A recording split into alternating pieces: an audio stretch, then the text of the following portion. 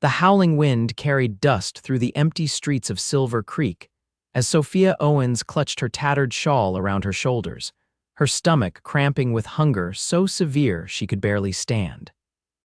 3 days without food had left her weak and desperate, a far cry from the confident young woman who had departed Boston 6 months earlier with dreams of teaching in the West. The year was 1878, and the promised teaching position had vanished upon her arrival. The school burned down in a recent fire, the town's funds depleted. Without family or friends in the territory, Sophia had traveled from settlement to settlement, taking odd jobs that barely kept her alive until even those opportunities dried up. "Just keep walking," she whispered to herself, her voice barely audible over the wind. Her once fine boots were worn through the soles, her dress patched and repatched. At 22, she had never imagined she would face starvation in a strange town. The aroma of fresh bread wafted from the bakery across the street, making her dizzy with longing. Sophia steadied herself against a hitching post, fighting back tears. Pride had sustained her this far, but pride wouldn't fill her empty stomach. The sound of approaching hoofbeats barely registered until a deep voice called out, "Whoa there, Dusty." Sophia turned to see a tall man dismounting from a chestnut stallion. His face was partially shadowed by his wide-brimmed hat, but she could make out a strong jaw covered with several days' stubble. He moved with the easy confidence of a man accustomed to hard work and long days in the saddle. "Madam, you all right?" he asked, concern evident in his voice as he approached. Sophia straightened, attempting to maintain what little dignity remained. "Perfectly fine, sir. Thank you for your concern." The words had barely left her mouth when a wave of dizziness overtook her and she stumbled. The stranger's hand shot out, catching her elbow to steady her. "You don't look fine to me." His eyes, a striking shade of blue, studied her with unexpected gentleness. I haven't eaten in a while," Sophia admitted, the confession painful. Without hesitation, the man guided her across the dusty street toward the bakery. "Name's Ryder Galloway. I've got a ranch about 5 miles outside of town." "Sophia Owens," she replied, too weak to resist his assistance. The warm air inside the bakery enveloped them, rich with the scent of yeast and sugar. "Mrs. Peterson," Ryder called to the plump woman behind the counter, "2 loaves of your sourdough, some of those cinnamon rolls, and whatever else is fresh, Mrs." Peterson's eyes widened as she took in Sophia's condition. "Coming right up, Mr. Galloway. You don't have to," Sophia began, but Ryder cut her off with a raised hand. "Madam, no one should go hungry in a town with a bakery this good." His smile transformed his weathered face, revealing a dimple in his right cheek. "Besides, I can't eat all this myself." When Mrs. Peterson returned with a cloth-wrapped bundle, Ryder paid without comment and guided Sophia to a small table in the corner. He unwrapped a still warm loaf and broke off a piece. "Eat slowly," he advised, placing it in her trembling hands. The first bite of bread nearly undid her. Sophia closed her eyes, fighting back tears of relief as the simple sustenance hit her empty stomach. She forced herself to take small, measured bites even as her body screamed for her to devour everything in sight. "What brings you to Silver Creek?" Ryder asked, his voice conversational, as if they were old acquaintances meeting for a planned meal rather than strangers in a desperate situation. Between careful bites, Sophia explained about the teaching position, her dwindling funds, and the series of misfortunes that had left her destitute. "Seems to me the town owes you something, promising work that wasn't there," Ryder said, his expression darkening. "Mayor Thompson should be held accountable for that." "I've learned that promises mean little out here," Sophia replied, her voice stronger now that food was restoring her energy.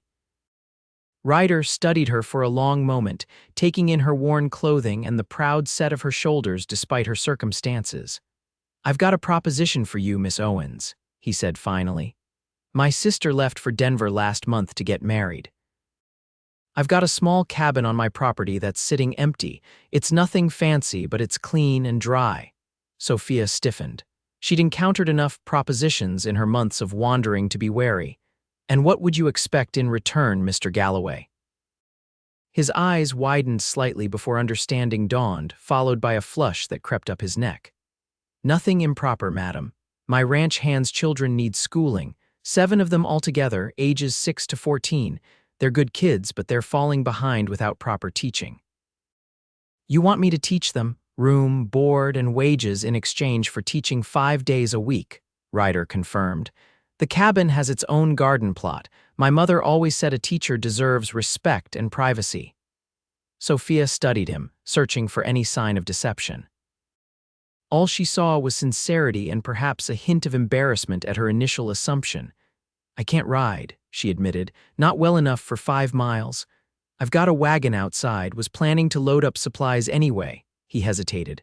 "Look, Miss Owens, I understand your caution. You can ask around town about me if you'd like. I can wait." Mrs. Peterson, who had been pretending not to eavesdrop, interjected from behind the counter. "Ryder Galloway is as honest as they come, miss. Known him since he was knee-high to a grasshopper.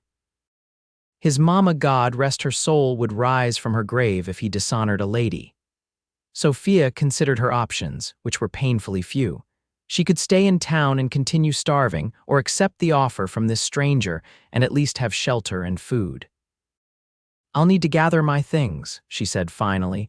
Relief washed over Ryder's face. "Of course. Where are you staying?" Sophia hesitated, embarrassment heating her cheeks. "The livery stable. Mr. Jenkins lets me sleep in the hayloft in exchange for sweeping." Something flashed in Ryder's eyes, anger perhaps, though not directed at her. "We'll get your belongings on the way out of town." He wrapped up the remaining bread. "Take this for later." As they stepped outside, Sophia noticed the wagon already loaded with barrels and crates. Ryder helped her climb onto the seat before retrieving her meager possessions from the livery stable, a small trunk containing books, a few articles of clothing, and her mother's silver hairbrush. The journey to the Galloway ranch took nearly 2 hours, the wagon lurching over rutted trails. Ryder pointed out landmarks along the way, his deep voice steady and reassuring as he described the boundaries of his property and the surrounding landscape. "Been ranching here for 12 years, he explained. "Started with just 20 acres and built it up. Now we run about 300 head of cattle." "You came west young then?" Sophia asked, calculating that he couldn't be much older than 30. 18 when Pa died. "Ma and my sister needed someone to provide." A shadow crossed his face. "Wasn't easy at first." The ranch came into view as they crested a hill, a sprawling main house built of sturdy logs, several outbuildings, a large barn, and corrals containing horses. In the distance, a smaller cabin stood apart from the others, smoke curling from its chimney. "That'll be your place," Ryder said, pointing to the cabin. "Mrs. Daniels, she's our cook, has been keeping it aired out and fires lit since Hannah left." As they approached, Sophia saw that the cabin, while modest, was well maintained. A small porch fronted the structure, with a rocking chair and several pots of autumn flowers adding a homey touch. Inside, the single room was simply furnished but clean, with a bed covered in a colorful quilt, a table with 2 chairs, a small cookstove, and shelves lined with books. A curtained alcove presumably contained a washstand. "The outhouse is around back," Ryder explained, setting down her trunk. "There's a water pump just outside. For bathing, we heat water on the stove." "It's not fancy, but it's wonderful," Sophia interrupted, genuinely moved by the unexpected comfort. After months of uncertainty and hardship, the small cabin felt like a palace. Ryder's expression softened. "Hannah left some dresses that might fit you. They're in that trunk at the foot of the bed, and Mrs. Daniels will bring dinner over once you're settled. Mr. Galloway, I don't know how to thank you. Ryder, please, and you can thank me by teaching those youngsters their letters proper." He turned to leave but paused at the door. "Rest today. Tomorrow I'll introduce you to the children and their parents."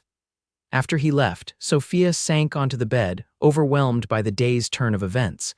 From the brink of starvation to a job and shelter in the span of hours, it seemed almost miraculous. She opened Hannah Galloway's trunk to find several simple but well-made dresses, undergarments, and a pair of sturdy boots that looked close to her size. Tears welled in her eyes at this unexpected kindness from strangers. A knock at the door revealed an older woman with iron-gray hair pulled into a severe bun, carrying a tray laden with food. "Mrs. Daniels, I presume," Sophia said, stepping back to let her enter. "That's right, Agatha Daniels." The woman set the tray on the table and fixed Sophia with an appraising look. "Ryder says you're to be the new teacher." "Yes, though it was all arranged rather suddenly," Mrs. Daniels snorted. "That boy's always been one for making quick decisions, usually good ones, though." She gestured to the tray. "Beef stew, cornbread, and apple pie. Need to put some meat on those bones if you're going to keep up with those children." The aroma made Sophia's mouth water, but she remembered Ryder's warning about eating slowly. "Thank you for your kindness." "No kindness about it." "I'm paid to cook." Despite her gruff words, Mrs. Daniels's eyes were kind. "Ryder says you've had a rough go of it. Well, folks look after their own out here. You're one of ours now." The declaration brought a lump to Sophia's throat. "I appreciate that more than I can say," after Mrs. Daniels departed. Sophia ate carefully, savoring each bite of the hearty stew. Afterward, she washed with water from the pump and changed into one of Hannah's dresses. It was a little loose in the waist, but otherwise fit well enough. As darkness fell, she lit the oil lamp and settled into the rocking chair with one of the books from the shelf, a volume of Thoreau she hadn't read before. The simple pleasure of reading with a full stomach in a safe place nearly overwhelmed her. Sleep came easily that night, deeper and more restful than any Sophia had experienced in months. Morning brought the sound of birdsong and sunlight streaming through the cabin's windows. Sophia rose, feeling refreshed despite the lingering soreness from months of poor sleep and inadequate nutrition. She had just finished dressing when a knock sounded at the door. Ryder stood on the porch, hat in hand, looking somewhat less trail-worn than the previous day. He'd shaved and his dark hair was neatly combed. "Morning, Miss Owens. Thought I'd show you to the main house for breakfast, then introduce you to the families." "Good morning, Mr. Galloway Ryder," she corrected herself. "That sounds fine." As they walked toward the main house, Ryder pointed out various aspects of the ranch: the bunkhouse where most of the hands lived, the smokehouse, the blacksmith's forge. Men tipped their hats respectfully as they passed. "Most of the hands are out with the herd," Ryder explained. "We're preparing for a cattle drive next month." The children's fathers worked different positions on the ranch: foreman, wrangler, cook's assistant. The main house was impressive, up close, 2 stories of solid construction with wide porches wrapping around the front and sides. Inside, a large kitchen dominated the rear of the house, where Mrs. Daniels presided over a massive wood stove. "Sit," she commanded, gesturing to a long table where several men were already eating. "Flapjacks this morning." Breakfast was a noisy affair, with ranch hands discussing the day's tasks between bites of Mrs. Daniels's excellent cooking. Sophia observed the easy camaraderie between Ryder and his men, noting how they clearly respected him without fear. After breakfast, Ryder drove Sophia in a smaller wagon to visit each of the families whose children she would be teaching. The ranch hands and their families lived in small but comfortable cabins scattered across the property. The Thompsons had 3 children: Mary, age 14, James, 12, and Susan, 9. Mrs. Thompson, a round-faced woman with kind eyes, practically wept with joy at the prospect of proper schooling for her children. "They've been making do with what I remember from my own schooling, which isn't much," she admitted. "James is clever with numbers but struggles with reading." The Martinez family had 2 boys, Miguel and Rafael, ages 10 and 8. Their mother, Elena, spoke broken English but conveyed her gratitude through an enthusiastic embrace that nearly knocked Sophia off her feet. "My boy's smart," she insisted. "Need good teacher." The Jacksons had twin 7-year-old girls, Abigail and Elizabeth, who hid shyly behind their father's legs until Sophia mentioned the possibility of learning poems to recite. "We like stories," Abigail ventured, her sister nodding vigorously beside her. The final stop was the Jenkins cabin, where 6-year-old William demonstrated his ability to count to 20 and proudly recited his abcs with only a few errors. "He's been begging to learn like the bigger kids," his father explained. "Has a head for machinery already." By midday, Sophia had met all her future students and their parents, her mind buzzing with plans for lessons tailored to their varied ages and abilities. "We have a building that served as a schoolroom before," Ryder told her as they returned to the main house for the midday meal.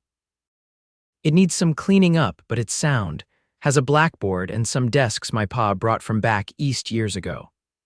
The schoolroom turned out to be a small building near the center of the ranch, positioned so all the families had relatively equal access. It contained 8 scarred but serviceable desks, a larger teacher's desk, and the promised blackboard. "It's perfect," Sophia declared, already envisioning where she would position each student and how she would divide the day to accommodate the different age groups. "Good. The men can help clean it up this afternoon if you'd like to supervise." Ryder lingered in the doorway, watching as she explored the space. "I've got some books in the main house that might be useful: history, arithmetic, that sort of thing." "That would be wonderful." "And perhaps the children already have readers or primers." "Some do. I'll ask the parents to send what they have when school starts." He hesitated. "When do you think that might be?" "How about Monday?" Sophia suggested. "That gives me 3 days to prepare the room and organize lessons." Ryder nodded, approval evident in his expression. Monday it is. The next 3 days passed in a whirlwind of activity. 2 ranch hands helped Sophia clean the schoolhouse from top to bottom, repairing a broken window and oiling the desks until they gleamed. Mrs. Daniels contributed a large map of the United States and a globe that had belonged to Ryder's father. Sophia created a schedule that would allow her to teach the younger children basic reading and numbers in the morning, while the older ones practiced more advanced work, then reversed the arrangement in the afternoon. She prepared slates for the students who didn't have their own and organized the books Ryder had contributed. Monday dawned clear and cool. Sophia dressed carefully in one of Hannah's better dresses, which she had altered slightly to fit her frame. She braided her hair and pinned it up in a coronet, determined to present a professional appearance for her first day. All 7 children arrived promptly, their faces scrubbed and hair slicked down, wearing their Sunday best. They filed in with a mix of excitement and nervousness, taking seats where Sophia directed them. "Good morning, children," she began, feeling a flutter of anticipation in her stomach. "I am Miss Owens, and I am honored to be your teacher." The morning proceeded more smoothly than she had dared hope. The older children remembered more of their previous learning than they had admitted, while the younger ones showed an eagerness that made teaching them a joy. By the time they broke for lunch eaten outdoors under a large oak tree, Sophia felt a sense of accomplishment she hadn't experienced since leaving Boston. As the children scattered to eat the lunches their mothers had packed, Sophia noticed Ryder approaching on horseback. He dismounted and walked toward her, leading his horse. "Thought I'd check in and see how your first morning went," he said, removing his hat. "Wonderfully," Sophia replied, unable to keep the enthusiasm from her voice. "They're bright children, all of them. Mary Thompson has a real gift for literature, and young William already shows remarkable aptitude for mathematics." Ryder's smile was genuine. "I'm glad to hear it. The parents are pleased too. Mrs. Thompson stopped me on my way here to say the children couldn't stop talking about you at breakfast." A warm glow of satisfaction spread through Sophia's chest. After months of hardship and rejection, finding purpose felt like rediscovering a part of herself she had feared lost. "I brought you something," Ryder said, reaching into his saddlebag. He withdrew a small package wrapped in brown paper and tied with string. A welcome gift of sorts. Sophia opened it to find a beautiful leather-bound journal and a pen with a mother-of-pearl inlay. "Oh," she breathed, running her fingers over the soft leather. "This is far too generous." "Every teacher needs a place to record thoughts and plans," Ryder said simply. "My mother kept journals for years, said it helped her make sense of the world." The thoughtfulness of the gift touched Sophia deeply. "Thank you, I'll treasure it." Their eyes met for a long moment, and something flickered in Ryder's gaze that made Sophia's heart beat faster. Then one of the children called out, breaking the moment, and Ryder stepped back. "I should let you get back to your students," he said. "Will you join us for supper at the main house tonight? Mrs. Daniels is making her famous chicken and dumplings." "I would like that," Sophia replied. As he mounted his horse and rode away, Sophia found herself watching him longer than was strictly necessary, admiring the straight set of his shoulders and the confident way he handled his mount. The afternoon lessons went as well as the mornings, and Sophia dismissed the children with a sense of satisfaction she hadn't felt in a long time. She returned to her cabin to freshen up before dinner, changing into her best dress, one of her own that had survived her journey, and loosening her hair from its tight braid to soften her appearance. The main house was aglow with lamplight when she arrived, and delicious aromas wafted from the kitchen. Mrs. Daniels greeted her with an approving nod at her appearance before returning to her pots and pans. Ryder emerged from what appeared to be a study, a book in his hand. He too had changed clothes, wearing a clean white shirt and dark vest that emphasized the breadth of his shoulders. "Miss Owens," he greeted her, just in time. Mrs. Daniels was about to send out a search party. "Nonsense," the cook called from the kitchen, "but the dumplings won't wait forever." Dinner was served in a formal dining room Sophia hadn't seen before, with a table that could seat 12 comfortably. Tonight, only 3 places were set, one at the head for Ryder and 2 along the sides for Sophia and Mrs. Daniels. "Mrs. Daniels always joins me for dinner," Ryder explained as he held Sophia's chair. "Says she won't cook for me if she can't make sure I appreciate it properly." The meal was indeed exceptional: tender chicken in a rich gravy with fluffy dumplings, fresh vegetables from the garden, and warm rolls. Conversation flowed easily, with Sophia sharing stories from her first day of teaching and Ryder recounting amusing incidents from around the ranch. "Mr. Jenkins nearly got himself kicked trying to shoe that new mare," he told them, shaking his head. "Stubborn as they come, that horse." "Not unlike someone else I know," Mrs. Daniels remarked with a meaningful glance at Ryder.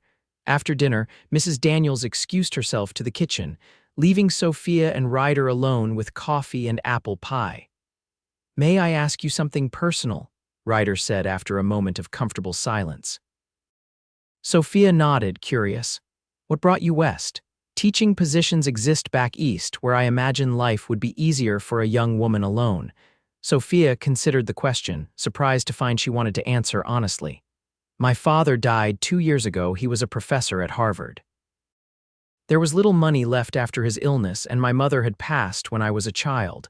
I had been teaching at a small ladies' academy in Boston, but..."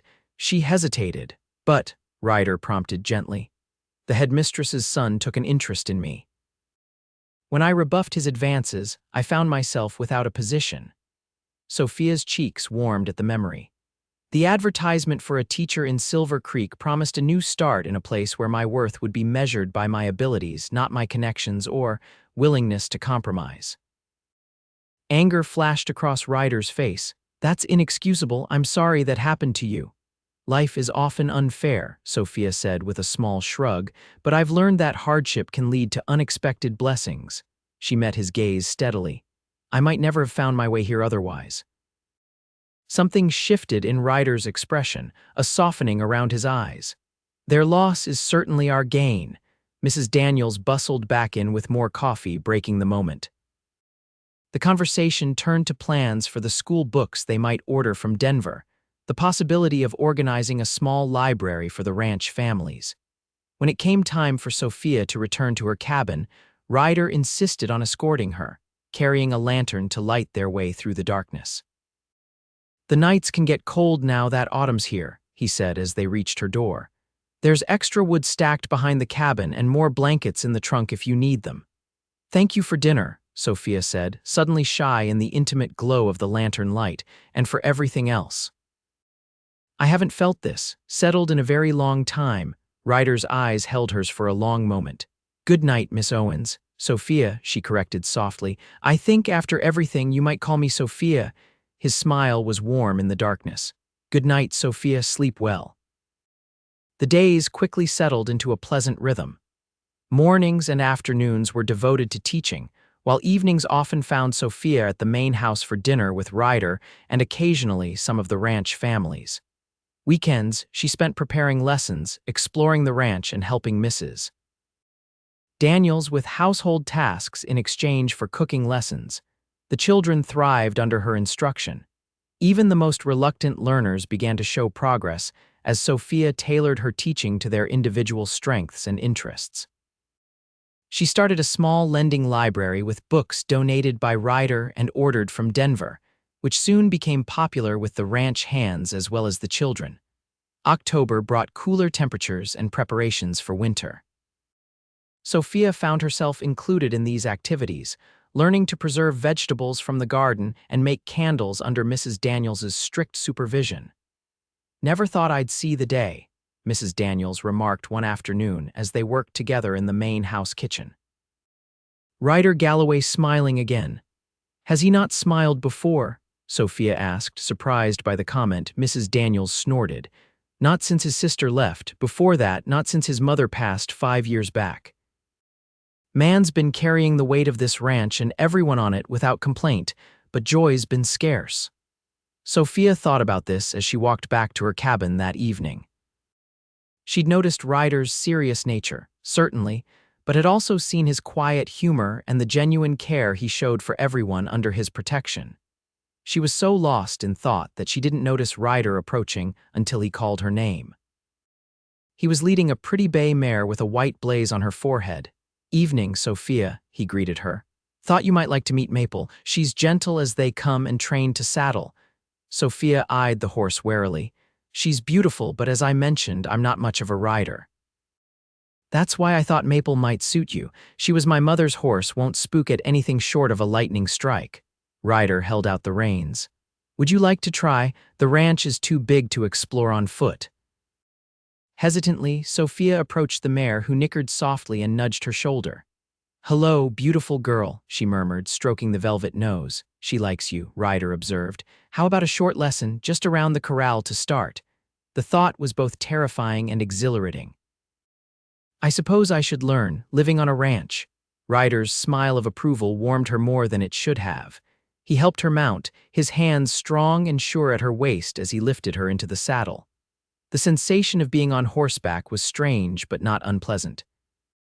"Back straight, heels down," Ryder instructed, adjusting her posture with gentle touches that sent tingles down her spine.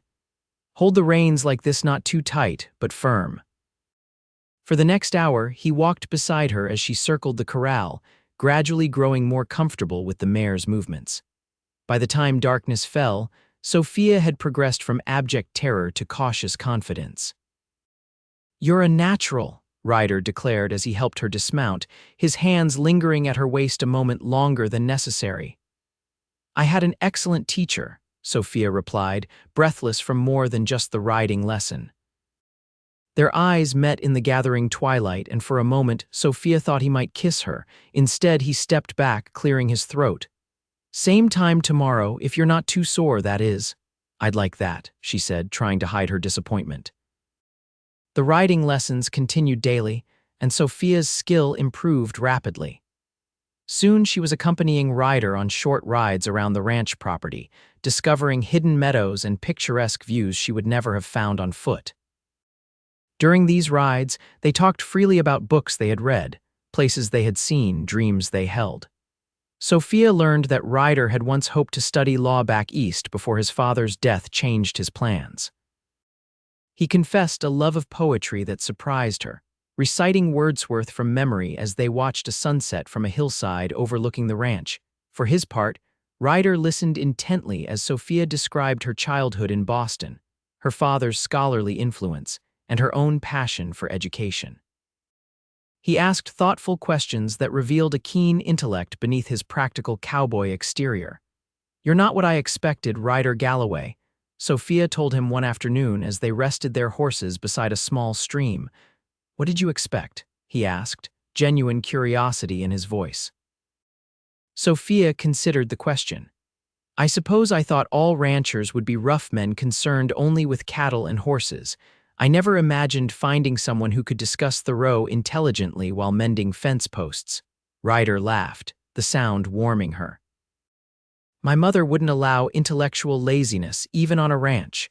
She taught us, Hannah and me, that working with your hands doesn't mean neglecting your mind." "She sounds like a remarkable woman." She was. His expression grew thoughtful. You remind me of her sometimes, your determination, the way you see teaching as a calling rather than just a job. The comparison touched Sophia deeply. I would have liked to meet her. She would have liked you, Ryder said with such certainty that Sophia felt a lump form in her throat. As November approached, preparations for winter intensified. The cattle drive had been completed successfully, with the ranch hands returning tired but satisfied with the prices they'd obtained. Now attention turned to securing the ranch against the coming cold. Sophia found herself increasingly drawn into the life of the ranch. Her students organized a harvest celebration, reciting poems they had memorized and demonstrating their improved reading skills for their proud parents. Even Mrs. Daniels grudgingly admitted that Sophia had done wonders with those wild young-uns. The first snow fell in mid-November, transforming the landscape overnight. Sophia woke to a world blanketed in white, the familiar contours of the ranch rendered magical and new. She was admiring the view from her cabin porch when Ryder appeared, leading a sled pulled by two sturdy horses. "Care for a ride?" he called, his breath fogging in the cold air. "The children are building snowmen by the main house." Bundled in a warm coat Hannah had left behind, Sophia climbed onto the sled beside him. The runners whispered over the fresh snow as they glided toward the sounds of childish laughter. The day passed in a whirl of snowball fights, hot chocolate by the main house fireplace, and an impromptu singing of winter songs led by Mrs. Thompson's clear soprano. Throughout it all, Sophia found her gaze returning to Ryder, the way snowflakes caught in his dark hair, how his laugh transformed his face, the gentleness with which he helped the youngest children build their snowmen. As twilight approached, the families returned to their cabins, leaving Sophia and Ryder alone by the fire in the main house. Mrs. Daniels had retired early, complaining of a touch of rheumatism from the cold. "Today was wonderful," Sophia said, cradling a mug of hot cider between her hands. "I've never experienced snow quite like this before." "Boston has snow," Ryder pointed out, stoking the fire. "Yes, but city snow quickly turns to gray slush. This—" She gestured toward the window where moonlight now illuminated the pristine landscape. "This is like something from a fairy tale." Ryder settled beside her on the sofa, close enough that she could feel the warmth radiating from him. "Winter has its own beauty out here, though it can be harsh too. Blizzards that last for days, temperatures cold enough to freeze a man in his tracks." "You're trying to frighten me," Sophia accused with a smile. "Never." His expression grew serious. "I just want you to be prepared. Winter here isn't always as friendly as today." "I'm stronger than I look," she reminded him. "I survived nearly starving in Silver Creek after all." Ryder's face darkened at the memory. "I thank God every day that I rode into town when I did." "As do I," Sophia said softly. His eyes, reflecting the firelight, searched hers. "Sophia," a loud crack from the fireplace interrupted whatever he had been about to say, sending sparks flying. Ryder jumped up to attend to it, and the moment passed. When he escorted her back to her cabin later that night, however, there was a new tension between them, an awareness that hummed like electricity in the cold air. At her door, he hesitated. "Sophia, I want you to know that your position here is secure regardless of anything else." She frowned, confused. "What do you mean?" "I mean that your job as teacher isn't conditional on." He ran a hand through his hair, uncharacteristically flustered. "What I'm trying to say is that my feelings for you won't affect your place here." Sophia's heart leaped. "Your feelings?" Ryder met her gaze directly, his expression vulnerable in a way she had never seen before. "I care for you more than I should perhaps." "But I would never presume." Sophia silenced him by reaching up to touch his cheek, her gloved fingers gentle against his skin. "I care for you too, Ryder, very much." For a long moment they stood frozen in the moonlight, snow falling softly around them. Then Ryder lowered his head, slowly enough that she could have stepped away if she wished. Instead, Sophia rose on her tiptoes to meet him. Their first kiss was tender, almost reverent, a careful exploration rather than a passionate claiming. Ryder's lips were warm despite the cold air, and his hand at the small of her back steadied her as surely as during their riding lessons, When they finally parted, his smile was both wondering and shy. "I've been wanting to do that for weeks. Why didn't you?" Sophia asked, her fingers still resting against his chest. "I was afraid," he admitted. "Afraid you might feel obligated because of your position here, afraid you might be planning to return east once you had enough saved." "I have no desire to return east," Sophia assured him. "Everything I want is here." His arms tightened around her, and his second kiss held none of the hesitation of the first. The weeks that followed were filled with a quiet joy Sophia had never known before. Their courtship progressed with the natural ease of two people who had already built a foundation of respect and friendship.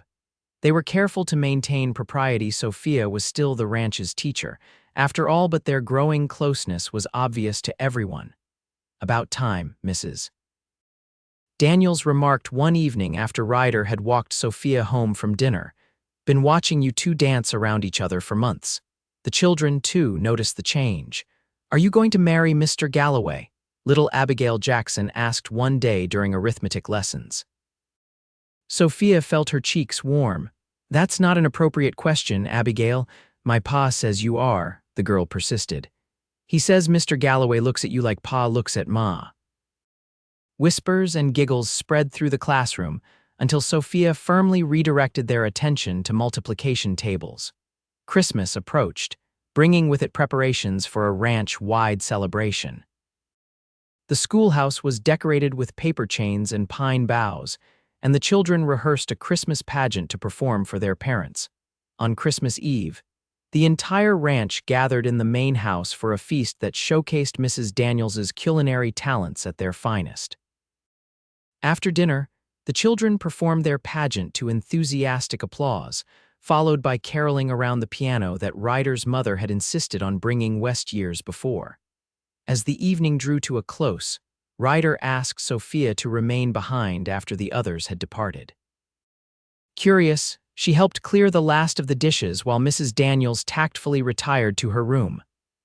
"I have something for you," Ryder said when they were alone, leading her to the Christmas tree in the corner of the parlor. He retrieved a small package wrapped in silver paper and tied with a red ribbon. "But we agreed to exchange gifts tomorrow," Sophia protested, though she accepted the package. "This one couldn't wait," Ryder explained, an uncharacteristic nervousness in his manner. Sophia carefully unwrapped the gift to reveal a small velvet box. Her breath caught in her throat as she opened it to find a delicate gold ring with a single pearl surrounded by tiny diamonds. "It was my mother's," Ryder said softly.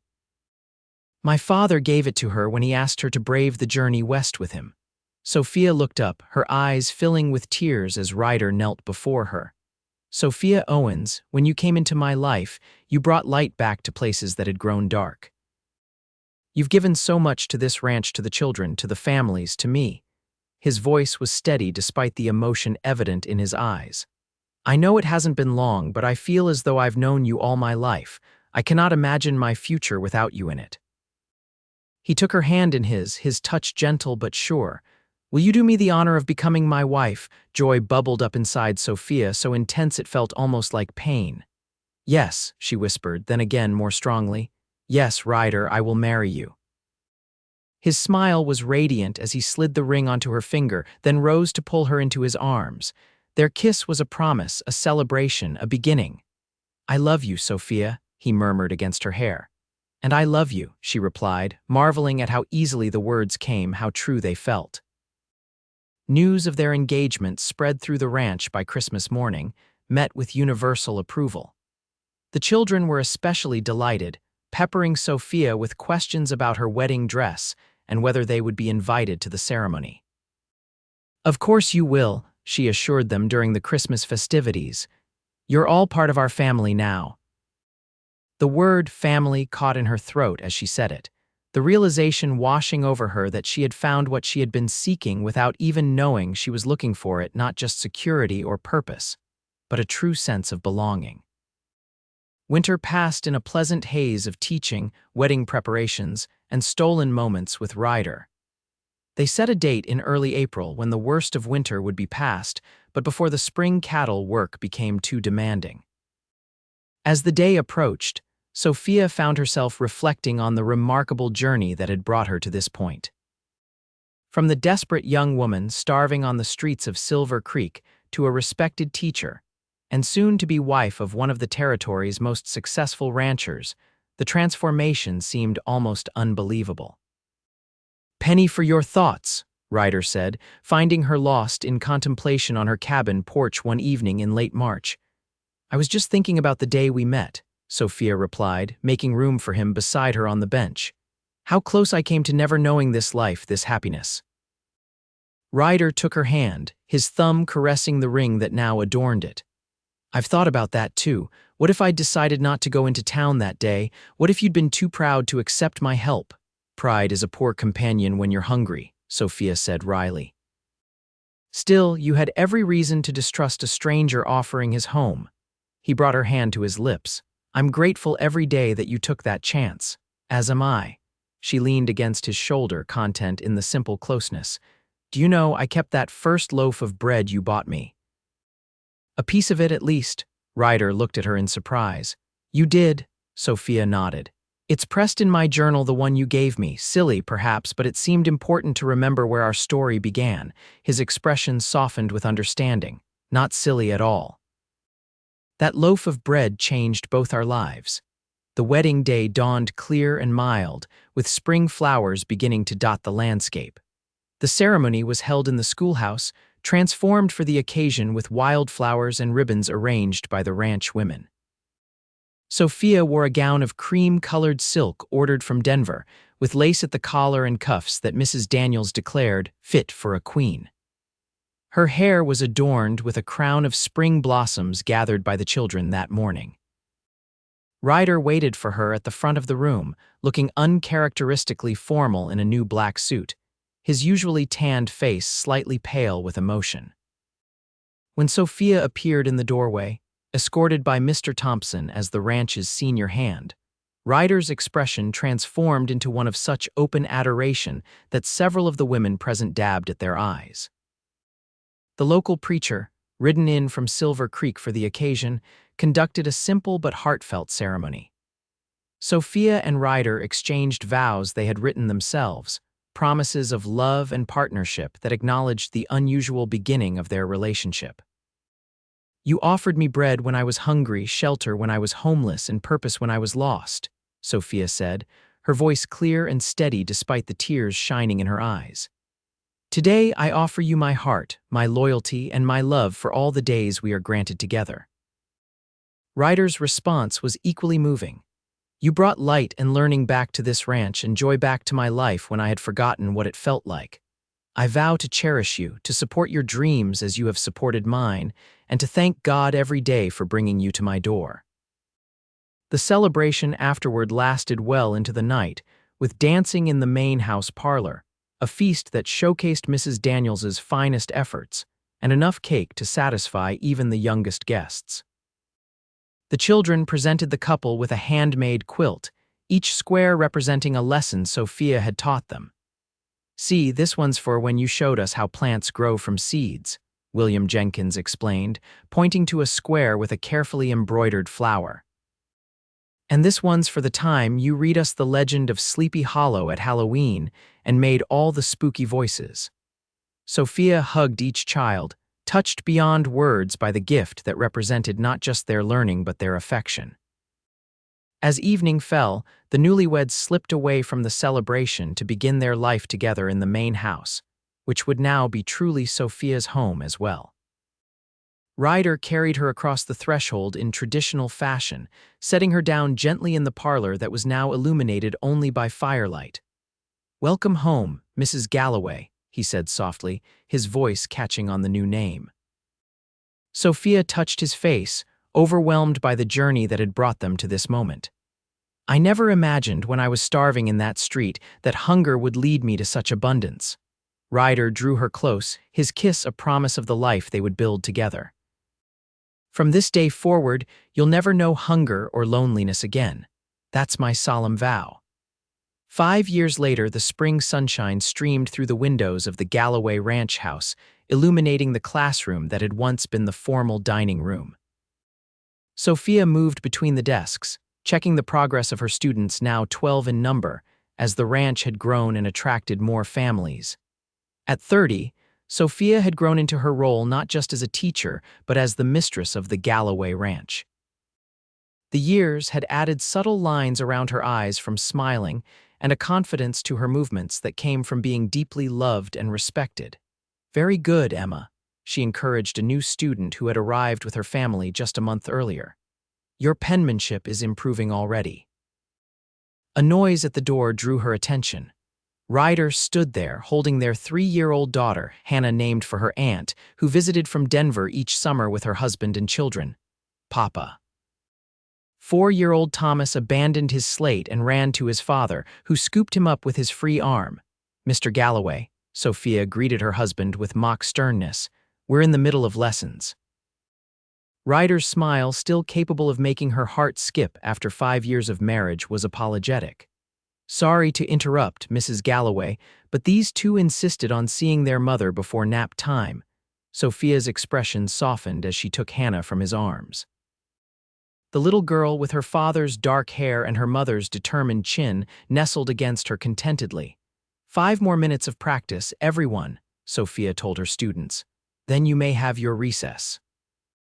As the children bent back over their work, Sophia stepped into the hallway with Ryder and their children. "How are the new calves?" she asked, adjusting Hannah on her hip. "Healthy and growing. The new breeding stock was worth every penny." Ryder tickled Thomas, who giggled and squirmed in his arms. "And how are your new students coming along? Just as well as the calves," Sophia replied with a smile. "Emma has a natural gift for mathematics, and the Jenkins boy might make a fine writer someday." Ryder's expression grew thoughtful. "Do you ever regret it, staying here instead of returning to a proper school in a town or city?" Sophia looked at him in surprise. "What brings this on?" "I heard there's an opening for a schoolmistress in Denver. Hannah mentioned it in her last letter." He shifted Thomas to his other arm. "It would be a prestigious position with a real school building and proper funding. And far from here," Sophia pointed out, "far from our home, our family." "I would never hold you back," Ryder said seriously. "If you wanted to pursue it, we could make arrangements." Sophia felt a rush of love for this man who, even after years of marriage, still considered her dreams as important as his own. "Ryder Galloway," she said firmly, "there is nowhere on earth I would rather be than here. My students may not have a fancy school building, but they have hearts eager to learn and a teacher who loves them." She gestured toward the classroom where the children were working diligently. "Besides, I'm not just a teacher here. I'm helping to build a community that values education alongside hard work and kindness." Relief washed over Ryder's face, followed by a deeper emotion that still made Sophia's breath catch. "Have I told you today how much I love you?" "You might have mentioned it at breakfast," she teased, "but I wouldn't object to hearing it again." He leaned forward to kiss her softly, mindful of the children in their arms. "I love you, Sophia Galloway, every day more than the last." "And I love you," she replied, the words as true now as the first time she had spoken them. Thomas wiggled impatiently. "Can I go back to lessons now?" Sophia laughed, setting Hannah down and watching as Ryder lowered Thomas to the floor. "Yes, you may. Straight to your desk, young man." As Thomas scampered back to the classroom, Ryder took Hannah's hand. "We'll let your mother finish teaching. How about we check on those new kittens in the barn?" Hannah's face lit up. "Kitties?" Sophia watched them go, her heart full. Later, she would join them for the family dinner that had become a cherished tradition, all the ranch families gathering once a week to share food and conversation, to strengthen the bonds of their small community. In the evening, she and Ryder would sit on the porch swing he had built for her last birthday, watching the sunset while their children played in the yard. They would talk about the day's events, plans for the ranch's future, books they were reading to each other by lamplight after the children were asleep. And later still, in the privacy of their bedroom, they would reaffirm the connection that had begun with a simple act of kindness, bread offered to a starving stranger. Turning back to her classroom, Sophia touched the locket she always wore inside.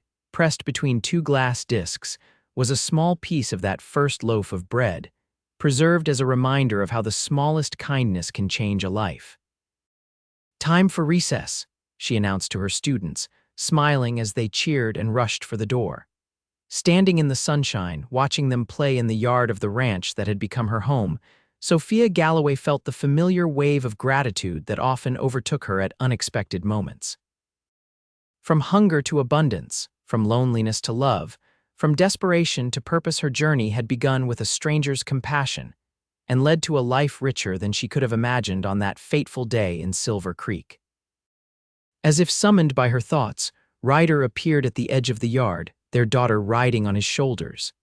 He caught Sophia's eye and smiled that same smile that had warmed her heart when he first offered her bread and a chance at a new life. Some debts could never be repaid, Sophia thought as she raised her hand in greeting, but a lifetime of love was certainly a good place to start.